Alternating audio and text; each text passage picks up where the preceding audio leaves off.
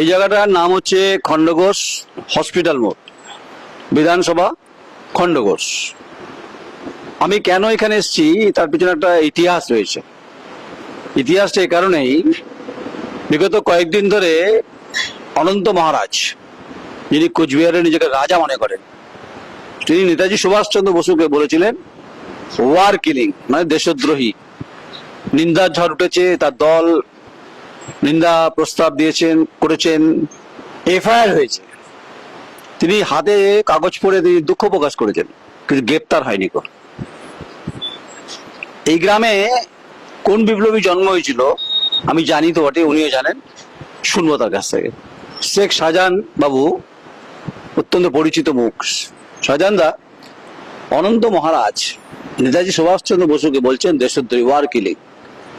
আর আপনার এখানে ওয়ারিতে যে বিপ্লবী জন্ম হয়েছিল সেটা একটু বলুন, আর অনন্ত মহারাজকে একটু পড়াশোনা করতে বলুন, বলুন। অনন্ত মহারাজ যে জানি না কি রকম মহারাজ বা কি রকম কি ওনার কর্মকাণ্ড, ওনার ওনার যে কথাবার্তা, এই কথাবার্তা তো আমরা প্রতিনিয়তই দেখে আসছি। উনি বহুবার এইরকম ওই খবরের শিরোনামে উঠে আসার জন্য উল্টো পাল্টা কথাবার্তা বলেন।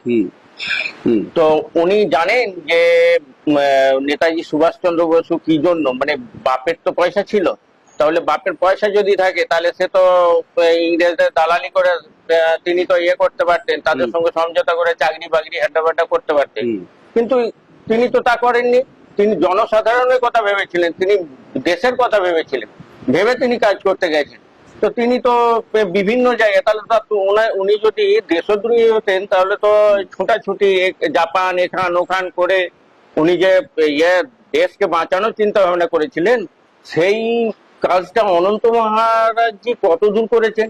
অনন্ত মহারাজজি কি জানেন যে কোথায় আপনার আরো কতগুলো স্বাধীনতা সংগ্রামী আছে বা স্বাধীন। এইবার বলুন যে ওয়ারি খুব পৃথিবী বিখ্যাত জায়গা, আপনি সেই জেলার মানুষ, এই মৃত্তিকার মানুষ, এই মাটিকে আপনি চুম্বন দেন, শ্রদ্ধা করেন।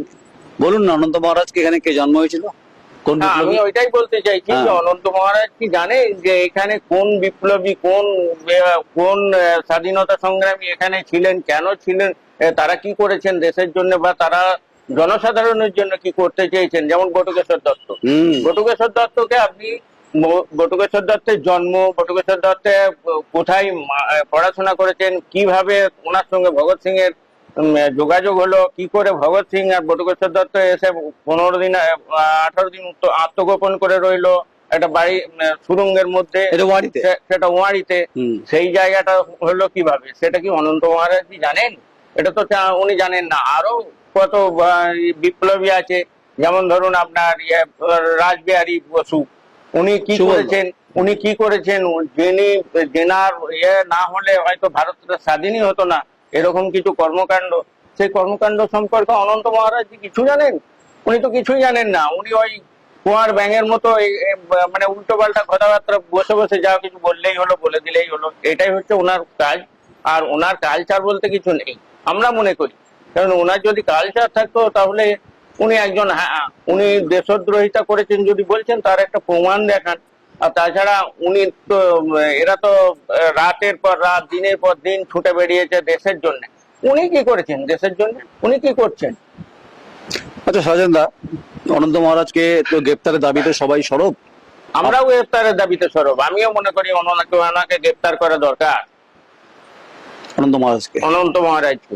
তাই জন্য প্রধানমন্ত্রী এবং দেশের স্বরাষ্ট্রমন্ত্রীকে আপনি বলতে, তাদেরকে বলছেন তো যে আপনার দলের লোককে আপনি উপযুক্ত শিক্ষায় শিক্ষিত করতে পারেননি, তার জন্য তার সে হয় শিক্ষা নেয়নি, আর না হলে শিক্ষিত করতে পারেনি, তার জন্য ওনাকে গ্রেফতার করা অবশ্যম্ভাবী দরকার। নাকি অনন্ত মহারাজের জীবের প্রবলেম আছে, বেরিয়ে গেছে জীবটা? হতে পারে, মাথার ডিফেক্টও হতে পারে।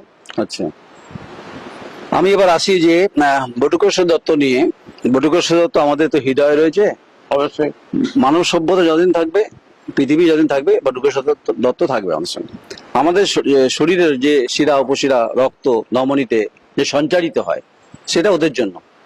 আমরা বেঁচে আছি, আমরা যে বড় বড় কথাগুলো বলছি মিডিয়ার সামনে, আপনি আমি বলছি, সেটা সুভাষ বোস, রাসবিহারী বোস, বটুকেশ্বর দত্ত, ভগৎ সিং, ক্ষুদিরাম, প্রীতিলতা ওয়েদার, মানে আরো বিনয় বদল দীনেশ, এরা ছিল বলে আমরা আছি। অবশ্যই। আচ্ছা, আপনার মনে হয় কি যে সাধারণত যে বটুকেশ্বর দত্তকে ইতিহাসের পাতায় ওয়াইডলি মানে বিস্তৃত আকারে বড় আকারে সেরকম ভাবে দেখানো হয়নি? না, সেটা দেখানো হয়নি। আচ্ছা।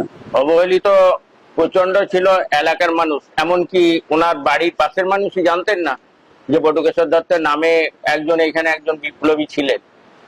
কারণটা হচ্ছে তিনি জন্মের পরেই চলে গেছেন উত্তরপ্রদেশে কানপুরে, বাবার মায়ের সঙ্গে ছিলেন। বাবা কানপুরে রেলের চাকরি করতেন। তো সেই সূত্র ধরে ওনাকে অনেকেই হয়তো জানেন না, কিন্তু আমরা যারা এই সম্পর্কে নিয়ে পড়াশোনা করেছি বা কালচারের মধ্যে আছি তারাই সেগুলো জানি। তারা জানে বলেই আমাদের প্রচার করতে, যেমন আমরা প্রচার করতে পারছি সেইভাবে মানুষ আস্তে আস্তে, আজকে মানে একটা সময় ছিল কেউই কিছু জানতেন না, ইতিহাসের পাতাতেও সেইভাবে লেখা ছিল না, কিন্তু এখন আমরা দেখতে পাচ্ছি কিছুটা হলেও এর মধ্যে আছে। আমরা চেষ্টা করছি আরো কিভাবে বিশদভাবে ওনার করা যায়। তার জন্য আমরা আমাদের বটুকেশ্বর দত্ত স্মৃতি সংরক্ষণ কমিটির যিনি সেক্রেটারি হয়েছেন, উনি নিজে বই লিখেছেন 2-3টে। সেই বইগুলো আমরা করছি, আস্তে আস্তে এরিয়ায় দিচ্ছি বা করছি। আমি আপনার পাশে আছি, আপনাদের পাশে আছি। আমি নয়ন রায়, দা কোয়েরি, আপনাদের পাশে আছি। বটুকেশ্বর দত্ত আমাদের গর্বের ব্যাপার আছে। আচ্ছা, একটা কথা বলুন, ভারতবর্ষে বহু রাস্তার নাম, কখনো নেহেরু রোড হয়েছে, জেল নেহেরু, জওয়াহরলাল নেহেরু রোড, কোন রাস্তা নেতাজি সুভাষ বোস রোড রয়েছে, পৃথিবীর বহু জায়গায় মহাত্মা গান্ধীর মূর্তি রয়েছে, এমজি রোড রয়েছে, এবং স্যার রাসবেরি ঘোষ রোড, আরবি ঘোষ রোড রয়েছে। বটুকেশ্বর দত্ত নামে কোন রাস্তা আছে? বটুকেশ্বর দত্তের নামে এমনি জানি না রেকর্ডভুক্ত কোনো রাস্তা আছে কিনা, কিন্তু আমরা যেটা করেছি, বটুকেশ্বর দত্ত যখন বর্ধমান হয়ে, বটুকেশ্বর দত্ত ভগৎ সিং যখন বর্ধমান রেল স্টেশন হয়ে আপনার এসছিলেন, ওয়ারিতে প্রবেশ করেছিলেন, সেটা আপনার রূপস কুমিরকোলার ওপর দিয়ে নদী পার হয়ে এসছিলেন। ওই রূপস কুমিরকোলা থেকে আপনার ওই যে রাস্তা বের হয়ে আসছে আপনার হয়ে ওই আড়াডাঙ্গা হয়ে, ওই রাস্তাটা বটুকেশ্বর দত্ত সরণি নামে চলে যাচ্ছে আপনার বোয়াইচন্ডী পর্যন্ত। মানে এখনো আছে? এখনো আছে। মানে এটা শুধুমাত্র আপনি বলছেন যে কুমিরকোলা ওই দিকটা বলছেন? হ্যাঁ। না, আমাকে পশ্চিমবঙ্গের এতগুলো রাস্তা, ভারতবর্ষের বহু জায়গাতে এমজি মহাত্মা গান্ধী রোড আছে, জওয়াহরলাল নেহরু রোড আছে, নেতাজি সুভাষচন্দ্র বোস রোড আছে। বটুকেশ্বর দত্ত তো অনেক বড় বিপ্লবী, তার নামে ভারতবর্ষ বা কলকাতাতে সেইভাবে কোনো নেই। একমাত্র আমাদের এখানে লোকাল এই গাফিলতি কার?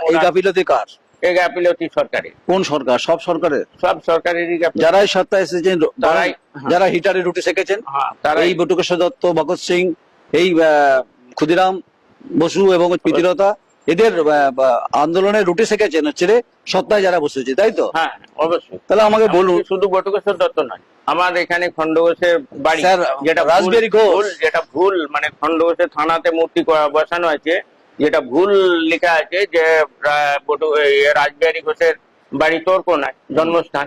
তোরকোনায় ওনার জন্মস্থান নয়, কারণ এখানে খণ্ডঘোষই ওনার জন্মস্থান। সেই খণ্ডঘোষের জন্মস্থান আমরা জানি কোনখানে, কোন বাড়ি হয়তো নেই এখন, ভবিষ্যৎ হয়ে গেছে, কিন্তু জায়গা এখনো বর্তমান আছে। সেইটা নিয়েও আমরা এর আগেও 2-1 বার পঞ্চায়েত বা এতে বলেছি যে এইটা খণ্ডঘোষের ওই বাস স্টপেজ থেকে, মানে থানার পরে বাস স্টপেজ থেকে ওনার বাড়ি এরিয়া পর্যন্ত ওটা খণ্ডঘোষের আরবি ঘোষ রোড নামে নামাঙ্কিত করা হোক, বা এখানে একটা মূর্তি করা হোক, এরকম আমরা বলেওছি। শুধু বটুকেশ্বর দত্ত নয়, আরো যে স্বাধীনতা সংগ্রামীরা আছেন, আমরা চাই তাদেরও উন্নত। মানে আপনি দেখুন, খণ্ডঘোষ আর রায়না দুটো বিধানসভা, একটা বিধানসভার মধ্যে সুবলত রাসবিহারী ঘোষ, একটা বিধানসভার মধ্যে বিপ্লবী বটুকেশ্বর দত্ত, আর স্যার রাসবিহারী ঘোষ, যিনি মাদ্রাজ কংগ্রেস অধিবেশনের সভাপতিত্ব করেছিলেন, দেশের বিখ্যাত আইনজীবী। তার বাড়ি ভগ্নদশা, খুব খারাপ অবস্থা, আর ভগৎ সিং এর স্মৃতি জড়িয়ে আছে। তাহলে এই সরকার শ্যামাপ্রসাদ মুখার্জিকে নিয়ে এত কথা বলছেন, ঠিক আছে, শ্যামাপ্রসাদ মুখার্জিকে আমি অসম্মান করছি, তার অনেক ভূমিকা রয়েছে, কিন্তু ডক্টর শ্যামাপ্রসাদ মুখার্জিকে নিয়ে যখন এত দিবস পালন হচ্ছে, এত কিছু হচ্ছে পশ্চিমবঙ্গে, যেহেতু বিজেপি সরকার, কিন্তু বিজেপি সরকার, যারা ডক্টর শ্যামাপ্রসাদ মুখার্জির স্বপ্ন ছিল, সেই স্বপ্ন পূরণ হয়েছে, কিন্তু বাকি যারা বিপ্লবী আছে, বটুকেশ্বর দত্ত, স্যার রাসবিহারী বোস, আমি বটুকেশ্বর দত্তের কথা বলছি, রাজ্যের মুখ্যমন্ত্রী শুভেন্দু অধিকারী অত্যন্ত বিপ্লবের মাটি থেকে এসেছেন, পূর্ব মেদিনীপুর থেকে। তা মুখ্যমন্ত্রী শুভেন্দু অধিকারীকে আপনি বলবেন, দাবি করবেন যে বটুকেশ্বর দত্তের নামে কোনো আর্কাইভ করা হোক? আমরা যেটা বলতে চাইছি, বটুকেশ্বর মুখ্যমন্ত্রীকে। দত্তের নামে আমরা কংগ্রেস সরকার, মানে আমরা যখন এই সেই সময়কার রাজ্য সরকার আমাদের heritage এখনকার করেছিল। মুখ্যমন্ত্রী শুভেন্দু অধিকারীকে আপনি দাবি করছেন কি অবশ্যই যে বিপ্লবী বটুকেশ্বর দত্তের ইতিহাস এটা- তুলে ধরা এটা হোক? আর শুধু শুধু নয়, হ্যাঁ। আমরা যেটা বলতে চাইছি সেটা হচ্ছে ভগৎ সিং এবং বটুকেশ্বর দত্ত যে রেল স্টেশনে নেমে আচ্ছা, আপনার ওয়ারিতে পৌঁছেছিলেন, সেই রেল স্টেশনের নামকরণটাও যাতে ওই বর্ধমান রেল স্টেশনের নামকরণটা আমরা বটুকেশ্বর দত্তর নামে করার জন্য আমরা অনুরোধ করছি বর্তমান সরকারকে। সুরেন্দ্র সিং আলুওয়ালিয়া এমপি ছিলেন এখানে হ্যাঁ, বর্ধমান দুর্গাপুর লোকসভার 2019 সালে লোকসভা নির্বাচনে। তিনি খুব বড় বড় কথা বলেছিলেন বর্ধমান স্টেশনে যেহেতু বটুকেশ্বর দত্তের পদধূলি করেছে সুভাষ বোস, অনেক বিপ্লবীরা এই বর্ধমান স্টেশন দিয়ে বেরিয়েছেন। একবার দাবি উঠেছিল বটুকেশ্বর দত্তের নামে বর্ধমান স্টেশনটা করা হ্যাঁ। যায়। যখন কলকাতা পোর্ট ট্রাস্টের নাম শ্যামাপ্রসাদ মুখার্জি হচ্ছে, তেমনি শিয়ালদা টার্মিনালও করা হচ্ছে, হোয়াই নট বর্ধমান স্টেশনকে বটুকেশ্বর দত্ত করা হচ্ছে না?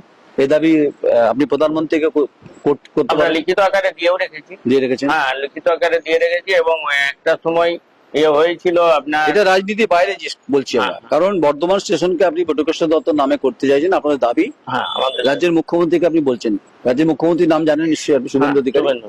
তিনি বিপ্লবের মাটি থেকে এসেছেন। মাতঙ্গিনী হাজরা, ক্ষুদিরাম বোস, সুশীল ধারা, সতীশ সামন্ত, অজস্র নাম করতে পারি। সেই মাটি থেকে শুভেন্দু অধিকারী, তিনি মহানুভব, কিন্তু তিনি সংবেদনশীল মানুষ। কিন্তু হুম। সেই বটুকেশ্বর দত্ত নামে নামাঙ্কিত স্টেশন রাস্তা করা হোক, এই দাবিটা শুভেন্দুবাবুকে আর কি বলবেন আপনি? আমরা এই দাবিটা আমরা মাননীয় মুখ্যমন্ত্রীকে বলতে চাইছি যে উনি শুধু আমরা দাবি করলেই হবে না, উনি পর্যবেক্ষণ করুন, করে আমাদের দাবিটা যথাযথ কিনা ভেবে আমরা চাইছি ইমিডিয়েট কোনো লিখিত আকারে দেবেন? আমরা মুখ্যমন্ত্রী লিখিত আকারে ইতিমধ্যে পেশ করেছি, দাবি পেশ করে আবার পেশ করবেন? আবার পেশ করব, আচ্ছা, আবারও পেশ করব। আমরা যতদিন আমরা বেঁচে আছি ততদিন আমরা কিন্তু এই দাবিটা প্রত্যেক মুখ্যমন্ত্রী এবং প্রধানমন্ত্রীকে দাবিটা করেই যাব। ভারতের মহাকাশে যতদিন সূর্য, চন্দ্র, গ্রহ, নক্ষত্র, তারা আছে, ততদিন পণ্ডিত নেহেরু, মহাত্মা গান্ধী, সুভাষ বোস, বটুকেশ্বর দত্ত, রাসবিহারী বোস, ভগৎ সিং, ক্ষুদিরাম এরা থাকবে। অবশ্যই স্যার। যুগের পর যুগ, প্রজন্ম টু প্রজন্ম মানুষের বিন্যাস হলো, কিন্তু এদের কথা মনে থাকবে, ইতিহাসের পাতা লেখা থাকবে। আর যেহেতু আপনি শুভেন্দুবাবুকে আপনি অনুরোধ করলেন, এটা আমাদের একটা খোলামেলা পডকাস্ট। এটা আর অনন্ত মহারাজকে কোথায় পাঠানো দরকার এই মুহূর্তে? ও তো ওটা ঠিক নেই বলছে, মাথা ঠিক নেই বলছে। আপনি অনন্ত বলছেন মহারাজ সম্পর্কে আমরা দেখুন, না, ওর কি ডাক্তার বাক্তার দেখানো দরকার আছে কি? উনি উনার রুচিতে যদি না বাঁধে, মানে উনার পদত্যাগ করা উচিত। হ্যাঁ, ওর পদত্যাগ করা উচিত রাজ্যসভা থেকে। অবশ্যই অবশ্যই পদত্যাগ অবশ্যই করা পদত্যাগ করা উচিত, কারণ উনার পদত্যাগ করাটা এই জন্যই দরকার, উনি না জেনে বুঝে কিছু এমন কিছু লোকের জন্য, মানে এমন কিছু স্বাধীনতা ভারতকে আঘাত করেছে। বুকে আঘাত করেছেন, হুম। যেটা আমাদের প্রত্যেকের বুকে লেগেছে এবং আমরা মর্মাহত। বেশ, আচ্ছা, সেটা হচ্ছে যে বলছিলাম, যতদিন আলো থাকবে, অন্ধকার থাকবে, চাঁদ থাকবে, সূর্য থাকবে, যতদিন এই পৃথিবী থাকবে, ভারতবর্ষ বিভিন্ন সময় সভ্যতার বিকাশ হবে, তত তত যুগ যুগ ধরে এই বিপ্লবীদেরকে আমরা চলে যাব, আজ না হোক কাল, আমাদের প্রজন্ম, পরের প্রজন্ম, পরের প্রজন্ম বটুকেশ্বর দত্তকে ভুলবে না, ভগৎ সিংকে ভুলবে না, কিন্তু অনন্ত মহারাজকে ভুলে যাবে। তিনি একটা উন্মাদের মতো কথা বলেছেন, দেশদ্রোহী বলেছেন। আমি বলছি উন্মাদ, ওনাকে গ্রেপ্তার করা উচিত। এবং এই অনন্ত মহারাজ, আপনাকে বলেছিলাম না যে ওয়ারি গ্রামে আসবো, ইনি কিন্তু বটুকেশ্বর দত্তের যে কমিটি আছে তার দায়িত্বে আছেন। তা আপনি পড়াশোনা করুন অনন্ত মহারাজ, আপনাকে বলছি। আপনি শুধু সুভাষ বোসকে দিয়ে থাকলে হবে না, আরো পৃথিবীর, ভারতবর্ষের, পশ্চিমবঙ্গের বিপ্লবীদের সম্পর্কে, পাঞ্জাব এবং পশ্চিমবঙ্গ, বাংলা স্বাধীনতা আন্দোলনে বীজ বপন করেছে। তার মধ্যে ওয়ান অফ দেম হচ্ছে যে ভগৎ সিং, বটুকেশ্বর দত্ত, প্রত্যেকটি বিপ্লবীর ভূমিকা যা, আপনার কোনো ভূমিকা নেই। নমস্কার, আমি নয়ন রায়, খণ্ডঘোষ, বিধানসভা।